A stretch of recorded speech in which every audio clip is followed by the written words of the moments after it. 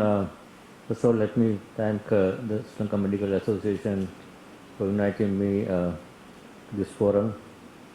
But I'm not still quite sure why I am here to talk about the medical tourism.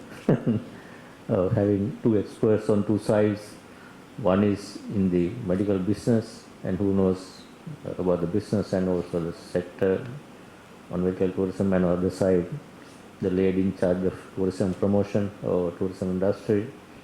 So between those two experts, Government Central Bank is standing here to talk about medical tourism. I think basically, first out, I'm not expert in this area, but from the point of view of the economic management, obviously see tourism in general is an area where we can have a lot of benefits. For example, now if we look at Sri Lanka's opportunities during the long period of war, we obviously missed that opportunity because of the conflict that we had until about 2009, almost 3 decades. And because of the bad publicity, all these issues, conflicts, we could not develop Sri Lanka as a tourist destination for a longer period. If you compare long time ago, then Thailand and Sri Lanka were almost at the same level in 1980s. Then by the end of the war, Thailand became several millions of tourists, and we still had, I think, about 1 million tourists by that time, and we were able to. I mean, since end of the war, we see tourism sector overall developing at a fast rate, but then there was some kind of challenges from time to time. First one I thought is the Easter Sunday attack in April 2019. And still what we see, the tourism sector in general is very resilient to this kind of shocks. For example, in 2019, after Easter Sunday attack, by the end of the year, tourism recovered to a same level that we had before the Easter Sunday attack. Year-on-year basis.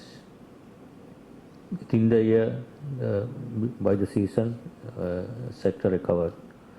And then again, after the pandemic, during the pandemic, globally tourism sector affected adversely everywhere. And but still, at the beginning of the year, we saw after the pandemic, tourism was recovering in first 3 months of this year. And then unfortunately we had all the social unrest, travel adversaries, political instability and difficulties in terms of supplies of essential items, travel restrictions, inability to provide essential services, that again had a shock on the tourism industry. But I see now with the situation improving gradually, now I think by this season we should be able to see some recovery in the tourism sector going forward, and also is one of the sectors what I can see is a low-hanging fruit. Once we see some stability and once we are being able to provide basic essential services for tourists to come and enjoy in this country, I think we should be able to see a faster recovery. Then when it comes to other sectors like within the tourism sector, obviously this is a wellness tourism and the medical tourism is one part. And if you look at how these countries have developed the wellness tourism or medical tourism within the overall tourism industry, and obviously Thailand is a good experience where they develop whole tourism industry in several areas, several sub-areas as well.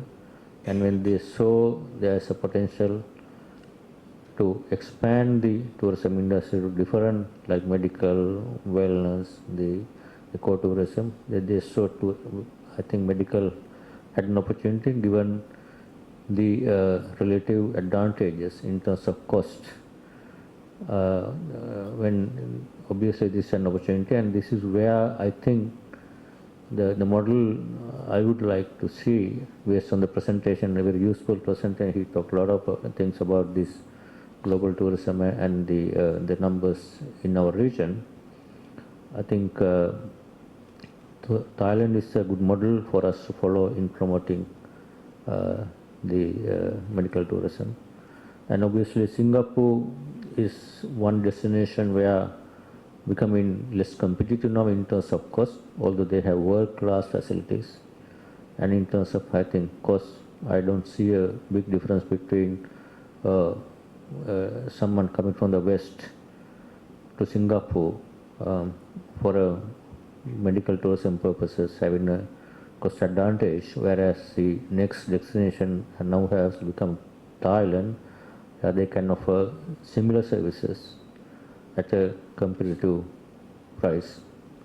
But when it comes to India, I think as far as I can see, it's a different model where it's a big population domestically and very well developed, as mentioned by Dr. Peris as well, the much more highly developed private sector medical services. It's one of the reasons in India is that they don't have that kind of, like Sri Lanka, we were having for long period of decades of the government free medical services for the whole population.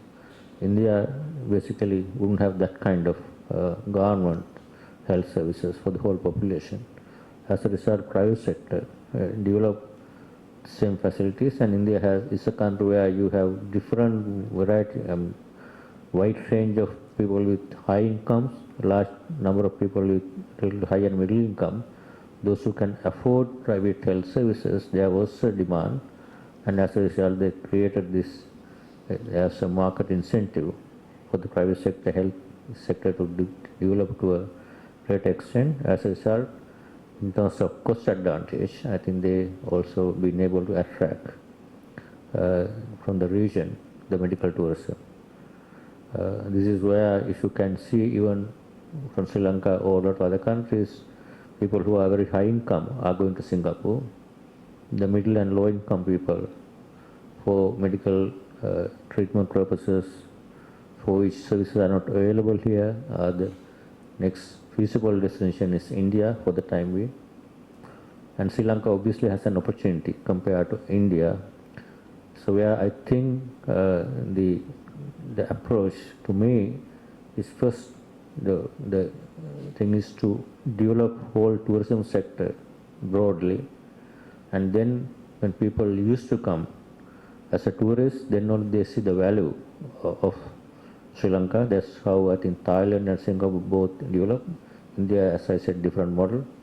Sri Lanka has this opportunity to develop going in that area. So first we need to attract a lot more tourists, and once they come here, then only see how easier, how cost effective the wellness tourism or medical tourism in Sri Lanka. I think I know personally Sri Lankan expatriate or our friends who live in those countries, USA, when they come here for vacations.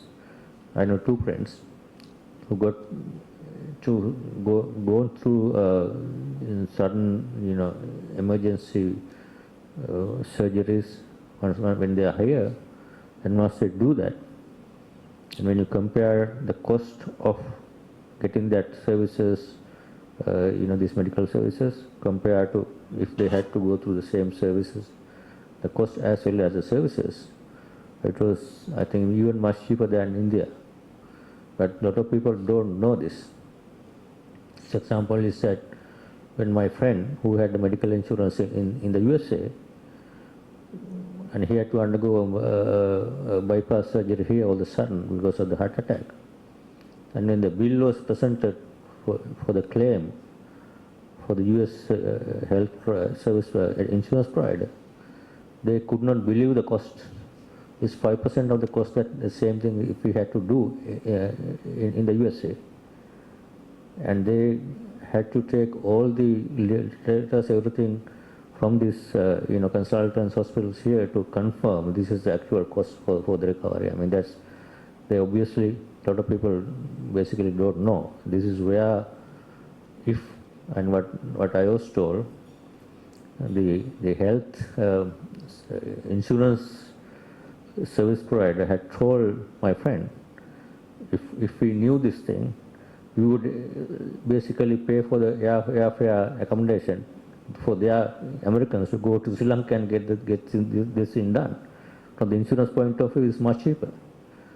So this is where what's important is awareness, and also the kind of the infrastructure. This I think when you go to India, say some of the say Apollo Hospital, right from the airport, the patient is taken care of. There are separate channels, they can take it and directly bring it to the hospital, do the services at a very competitive rates. So these are the things I think I'm sure the industry experts can basically develop. With that overall remark, I think I have some kind of facts and figures that I'll share.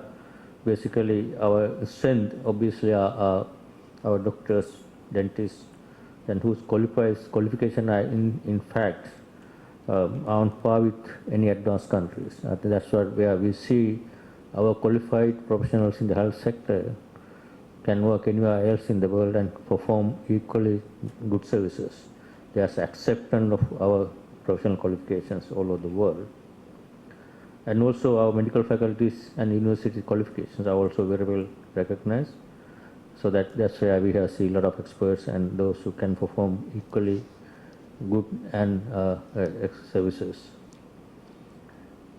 And obviously our qualified persons are not only trained here, the postgraduate qualification from the Commonwealth and other countries are also very well recognized. And also, as already mentioned, Sri Lanka has very high quality private hospitals. Despite our free health services for the overall population, still private medical services, we have seen the services have been developing to a great extent. And we have a number of accredited domestic local hospitals. I think he said there are 8. And also there are a lot of them are public listed companies. They have also have access to finance and for the accountability and governance issues are also management things are also there, so they can perform better. And in terms of the global environment, I think there are a lot of numbers that he talked about. I think I can share some of the figures that I have in my note.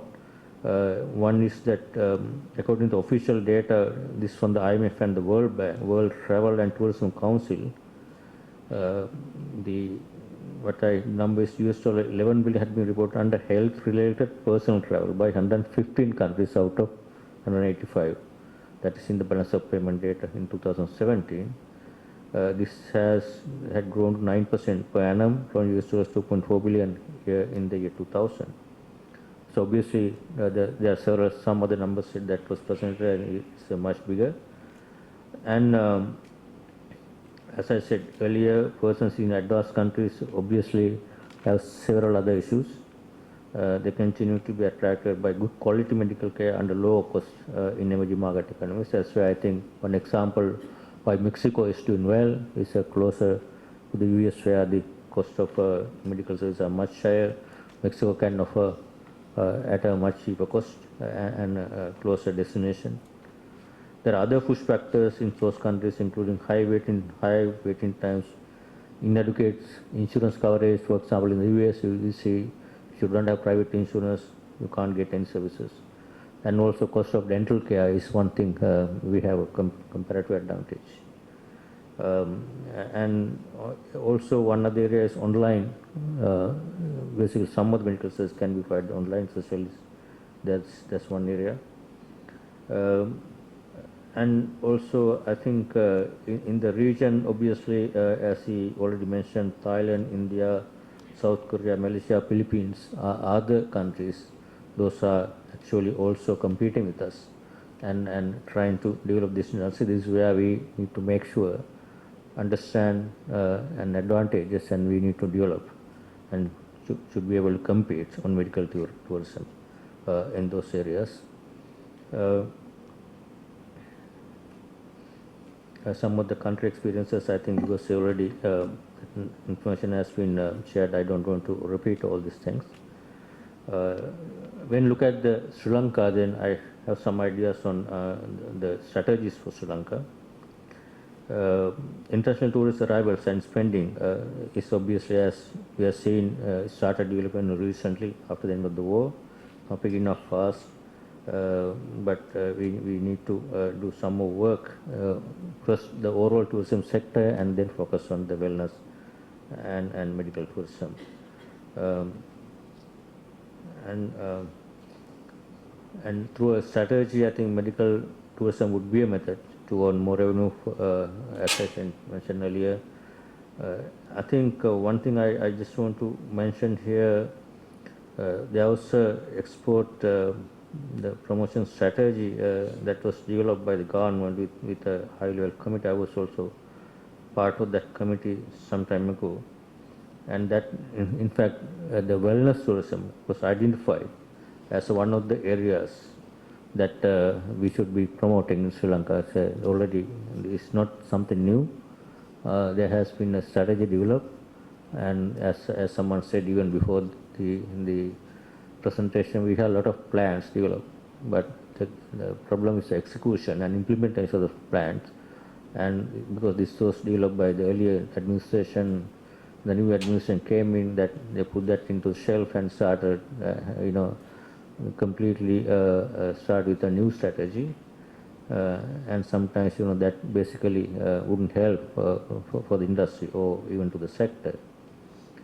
So the way forward, some of the issues that I just to mention here is obviously it's very clear that the private sector and the government, as already mentioned, have to come together to promote the specific on this medical tourism sector.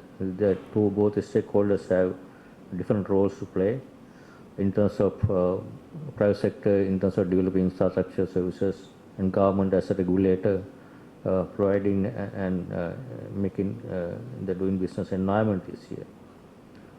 And also, government also has a role in implementing accreditation and quality assurances. That is important for any tourist or anyone to medical tourism come. They would like to see the proper, the regulated accreditation and quality assurance mechanism for these services.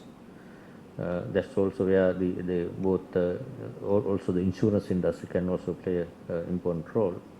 As I mentioned earlier, that the National Export strategy that was developed between 2018 and 2020, then there was several lessons that we had learned and also developed a strategy that I think, in fact, the government and the private sector can look at this and try to develop this area as well. Obviously, in terms of foreign currency income, I think there's a huge potential. And what I can say in final, I think medical tourism remains obviously a promising opportunity for Sri Lanka, not only to earn foreign currency income, but also to create quality, and in terms of jobs that this sector can provide, can be high wage earning, high income jobs, and also productive investments in this sector. As you can see, private sector is already very active, and also this also would help improve productivity, technology advancements, and also bring in a lot of best technologies around the world into the country, so that all can benefit out of this